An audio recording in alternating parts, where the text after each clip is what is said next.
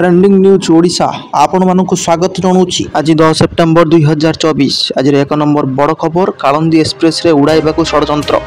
उत्तर प्रदेश कानपुर एक बड़ ट्रेन दुर्घटना को रोक पारि। रविवार राति प्रयागराज हरियाणा जीवानी अभिमुखे जाऊा कालंदी एक्सप्रेस विस्फोरण में उड़ाई देवाई षड्यंत्र कराइला। यह षड्यंत्र पछरे आतंकवादी संपृक्त थिबा संदेह करा बेले जातीय तदंतकारी एजेंसी NRA तदंत आरंभ करिछि। राति 8:20 समय एक्सप्रेस ट्रेन द्रुत बेगर जाऊे बेले रेल लाइन में LPG सिलिंडर धक्का हो अटक जबार दुर्घटना अल्पके बर्ती जाइए। रेल लाइन में LPG सिलिंडर समेत पेट्रोल बोतल दिआसिली आदि रखा जाइथिला। यह षड्यंत्र में 6 जन सामिल थिबा संदेह करी पुलिस सेमानकु गिरफ्त करने सह पचरा उचरा जारी रखिछि। परवर्ती मुख्य खबर चंद्रपृष्ठ में आणविक शक्ति केन्द्र स्थापन करेंगे रूस और चीन। चंद्रपृष्ठ रूसिया और चीन मिलित भाव एक आणविक शक्ति केन्द्र स्थापन करने को योजना करछन्ति। तेबे रूस गणमाध्यम प्रकाशित खबर अनुसार यह योजना भारत जोगदेवा निमंते सुजोग खोजुछि। यह स्वप्न योजना को रूस आणविक कॉर्पोरेशन रोसाटम प्रस्तुत करिछि। यह द्वारा चंद्रपृष्ठ में प्राय आधा मेगावाट शक्ति उत्पादन हो पारिबो। रोसाटमर मुख्य एलेक्सी शिखाचेव कहते यह परियोजना चंद्रपृष्ठ में आधा मेगावाट पारमाणिक शक्ति केन्द्र स्थापन करने लक्ष्य रही। परवर्ती मुख्य खबर महाप्रभु को दर्शन कले हाईकोर्ट मुख्य विचारपति। हाईकोर्ट मुख्य विचारपति जस्टिस चक्रधारी चरण सिंह आज श्रीमंदिर आसी महाप्रभु दर्शन करिसेंति। भीतर कोठारू महाप्रभु दर्शन कर आशीर्वाद नहीं। आज पूर्वाह्न प्राय 11:25 जस्टिस सिंह श्रीमंदिर ठारे पहुंची महाप्रभु दर्शन कर आशीर्वाद नहीं। पार्श्व देवदेवी को भी दर्शन करते।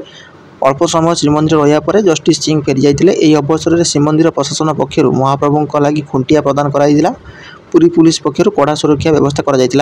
परवर्ती मुख्य खबर ईवी पेट्रोल गाड़ी दाम सामान हेबो। गडकरी पेट्रोल और डीजेल चलुवा गाड़ी जो दाम बिक्री होची ईवी मध्य सेही दाम बिक्री हेबो। आसंता 2 वर्ष मध्य यह घटियो बोली केंद्र सड़क परिवहन मंत्री नितिन गडकरी कहछन्ति। से कहछन्ति जे ईवी उत्पादन खर्च ह्रास पाइथिबा बेले ग्राहक माने ईवी और CNG गाड़ी को पसंद करुचंती। तेणु ईवी उपर सब्सिडी देवा आवश्यक नाही, किंतु अर्थ मंत्री ईवी उपर सब्सिडी देले तांकर किछि असुविधा नाही बोली से स्पष्ट करिसंती।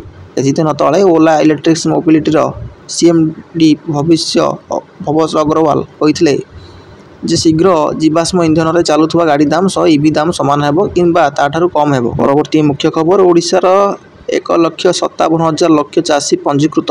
प्रधानमंत्री किसान मानधन योजना कार्यकारी हेबार 5 वर्ष पूर्ण होइछि। एही समय भितर ओडिशार 1,57,208 जन चाषी एही योजना रे पंजीकृत होइछन्ति। क्षुद्र और नाममात्र चाषी को मासिक 3,000 टंकार निश्चित पेंशन प्रदान करने लगी यह योजना व्यवस्था कर केन्द्र जारी कर सूचना अनुसार PM किसान मानधन योजना रे सारा देश में 23.38 लाख चाषी पंजीकृत होती। प्रथम 3टी स्थान में बिहार, झारखंड और उत्तर प्रदेश रही। यह योजना क्षुद्र और नाममात्र चाषी मैंने 18 ରୁ 40 वर्ष बयस मध्य प्रवेश करेंगे।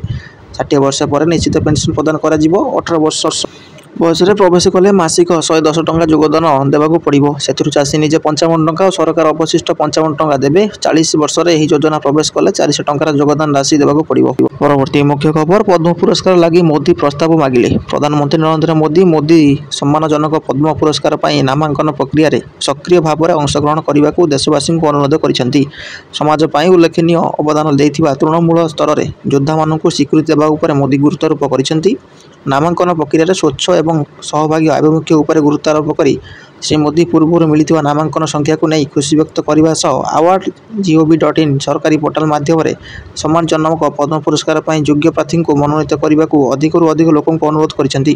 परवर्ती मुख्य खबर भारत UAE 5 राजीनामा स्वाक्षरित।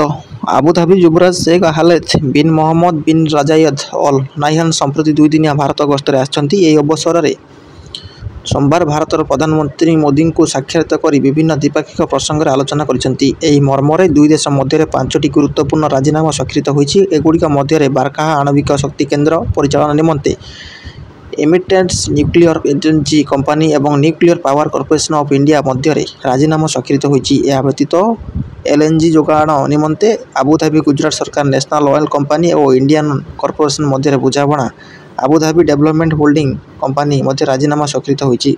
परवर्ती मुख्य खबर हसीना प्रत्यार्पण दाबी करियो बांग्लादेश। भारत अवस्थान करुवा बांग्लादेश पूर्वतन प्रधानमंत्री शेख हसीना को प्रत्यार्पण निमंते आवेदन करने को योजना करिछि बांग्लादेश अंतरीण सरकार। बांग्लादेश नवनियुक्ति आंतरणीय अपराध ट्राइब्यूनल ICT मुख्य वकिल मोहम्मद ताजुल इस्लाम कहते जे हमीसा ବିରୋଧରେ ରୁଜୁ ହୋଇଥିବା ଗଣହତ୍ୟା ମାମଲାରେ ବିଚାର ନିମନ୍ତେ ତାଙ୍କୁ ସ୍ୱଦେଶ ପ୍ରତ୍ୟର୍ପଣ ଲାଗି ଆବେଦନ କରାଯିବ। ଭାରତ ସହିତ ବାଂଲାଦେଶର ଅପରାଧୀ ପ୍ରତ୍ୟର୍ପଣ ରାଜିନାମା ସ୍ୱାକ୍ଷର ହୋଇଛି। ଏହି ରାଜିନାମା ଅନୁଯାୟୀ ଦୁଇ ଦେଶ ପରସ୍ପର ଅପରାଧୀଙ୍କୁ ପ୍ରତ୍ୟର୍ପଣ କରିବେ। ପରବର୍ତ୍ତୀ ମୁଖ୍ୟ ଖବର, ହରିୟାଣାରେ ଏକାକୀ ଲଢ଼ିବ ଆପ୍। ହରିୟାଣା ବିଧାନସଭା ନିର୍ବାଚନ ପରିପ୍ରେକ୍ଷୀରେ କଂଗ୍ରେସ ଓ ଆପ୍ ମଧ୍ୟରେ ଆସନ ବୁଝାମଣା ବିଫଳ ହୋଇଛି। ଏହି ପରିପ୍ରେକ୍ଷୀରେ ରାଜ୍ୟର ସମସ୍ତ 90 ଆସନର ଆପ୍ ଏକାକୀ ଲଢ଼ିବ ବୋଲି ରାଜ୍ୟ ଶାଖା ସଭାପତି ସୁଶୀଲ ଗୁପ୍ତା ସୂଚନା ଦେଇଛନ୍ତି। ସୋମବାର ଆପ୍ ପକ୍ଷରୁ ପ୍ରଥମ ପର୍ଯ୍ୟାୟରେ 20 ଜଣ ପ୍ରାର୍ଥୀଙ୍କ ତାଲିକା ଘୋଷଣା କରାଯାଇଛି। ଆପ୍ ସହ ଆସନକୁ ବୁଝାମଣା କରିବାକୁ କଂଗ୍ରେସ ପ୍ରଥମରୁ କୁଣ୍ଠାବୋଧ କରୁଥିଲା। ଏହାର ଏକମାତ୍ର କାରଣ ହେଲା ଗତ ଲୋକସଭା ନିର୍ବାଚନର ଫଳାଫଳ। ଏହିପରି ସମସ୍ତ ବଡ଼ ଖବର ଜାଣି ଆଗରେ ରହିବା ପାଇଁ ଚ୍ୟାନେଲଟିକୁ ସବସ୍କ୍ରାଇବ୍ କରିନିଅନ୍ତୁ।